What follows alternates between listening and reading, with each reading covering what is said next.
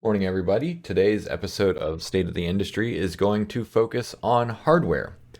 Okay, so first, I want to talk about Intel because Intel is it's the one of the world leaders in terms of uh, CPUs. They make desktop and server CPUs as well as some mobile, although ARM and a few others dominate the mobile space. So Sapphire Rapids is the code name for their upcoming release, which I think is supposed to drop later this year, planned for 2022.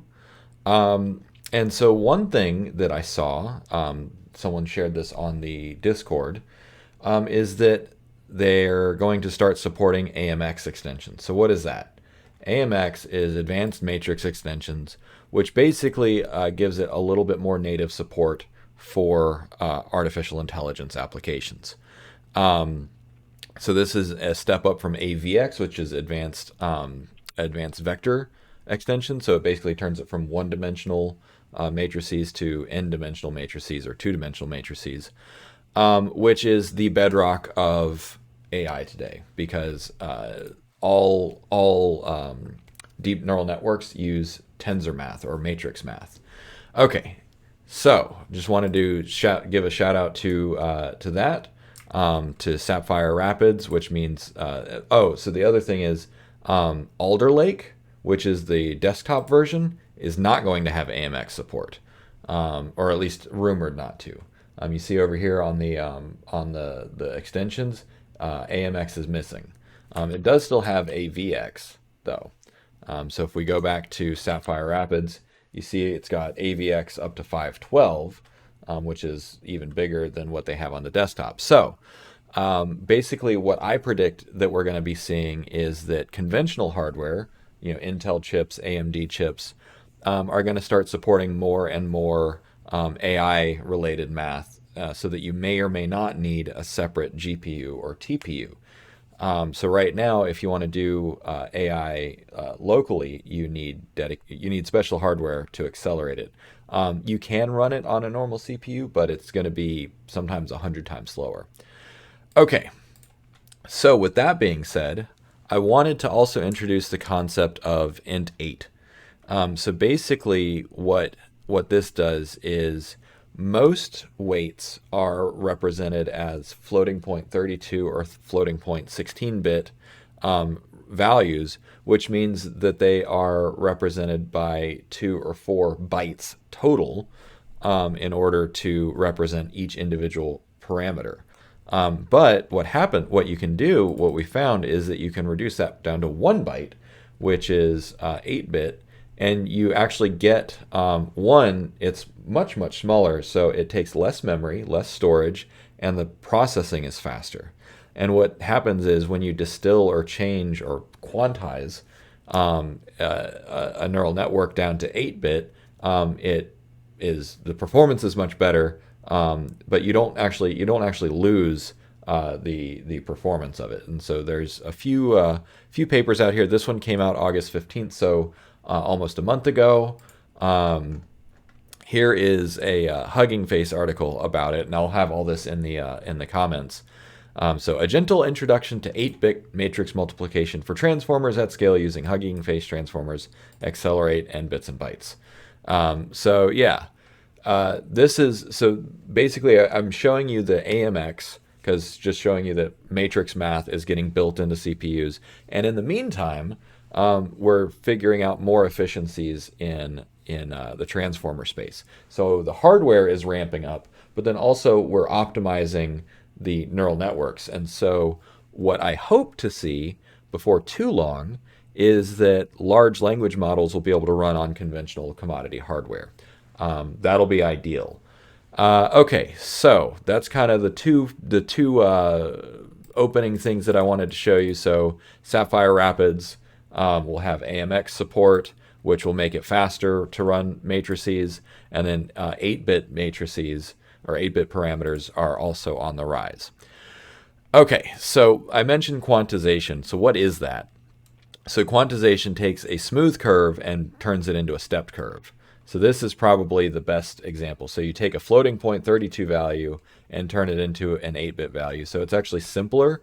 You represent the same, waveform or curve or data, just with lower resolution. And with neural networks, because you have so many parameters, it kind of doesn't matter.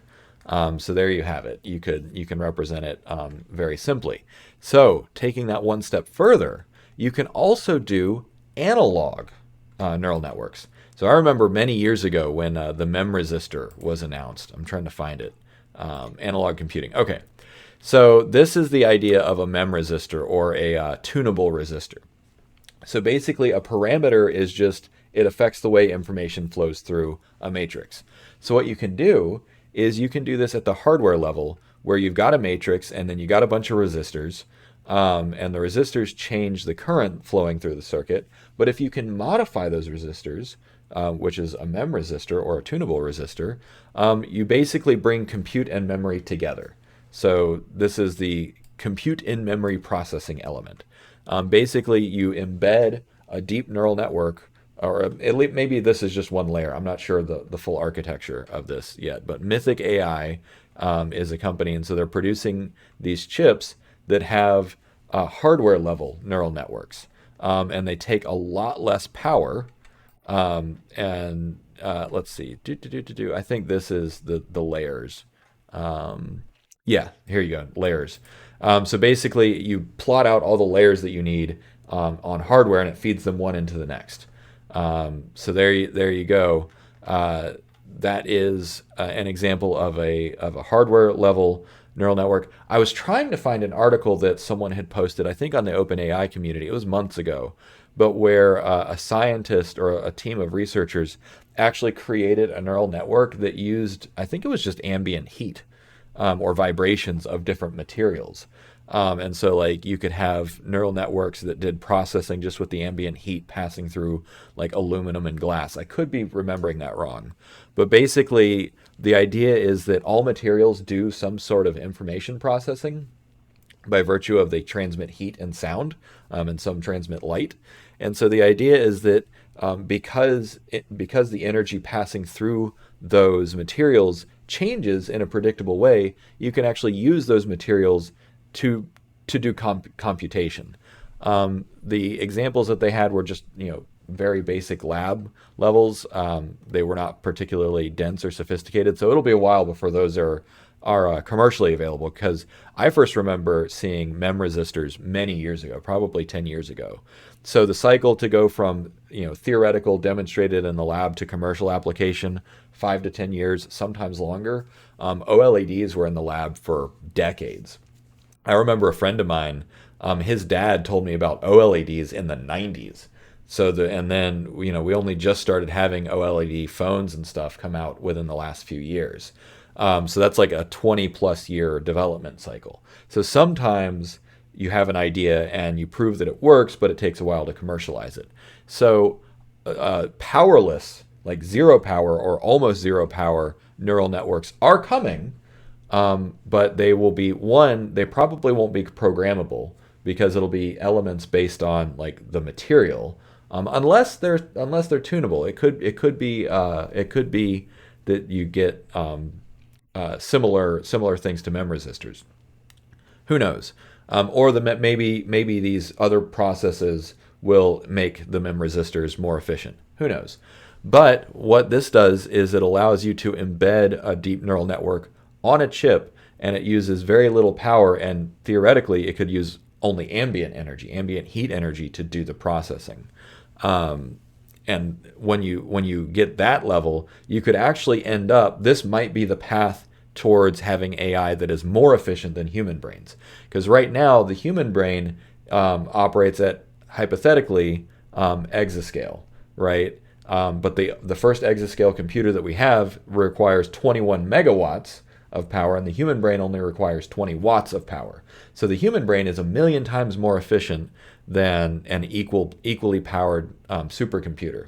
So how do we get a reduction of power of a factor of 1,000,000 or more? And it's probably going to be these hardware embedded AI matrix mem resistors, those kinds of things. Good grief, sorry. So one of the things that this does is you've got compute in memory processing. So you've got compute and memory paired very closely together. That's what neural networks do in the brain. So in the brain, you have memory is in the synaptic connections, but also so is computing. So for the brain, memory and processing happen at the same time, which is kind of difficult to wrap your head around. There's people that have articulated it better than me. So this is on the low end, right? This is low power. This is mobile. These are the kinds of chips that are going to be embedded inside cameras, inside cars, drones, that sort of thing, that do things like video navigation, that sort of stuff. But then on the high end, you've got Cerebrus with their wafer scale engine. So this is a giant die that does, let's see, it has 850,000 cores and 220 petabytes a second, or petabits a second, of memory. So this is how the largest models are being trained and run today. So there was a rumor that OpenAI got their hands on one of these guys, or maybe multiple ones of these guys, because suddenly some of their models got way faster. So either they did something like quantization, where they reduced the from floating point 16 or 32 down to INT8, and or they got better hardware. So you get better hardware that has faster memory bandwidth, and integrates everything closer together, because the distance that it travels, that information has to travel, is a big thing that slows it down, because then you get latency, right? So instead of having a cluster of GPUs scattered across multiple servers, you do everything in one chip. And that's also kind of what they're doing here, is rather than having a GPU and a CPU and storage and memory all separate, it's all together. And so by shortening the distance that things have to travel, you get lots of efficiencies in terms of time, because it's lower latency, but also you get efficiencies in terms of power, because you have less superfluous systems. So we're getting more and more purpose-built. So this is on the low end, the small portable end, and then on the high end, you're getting this stuff. And then in the middle, you get conventional server, general purpose server hardware that's going to integrate some of these abilities.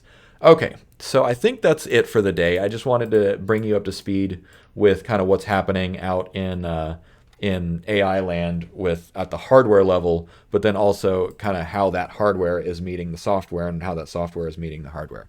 So anyways, thanks for watching. Like and subscribe, and consider supporting me on Patreon. Have a good one.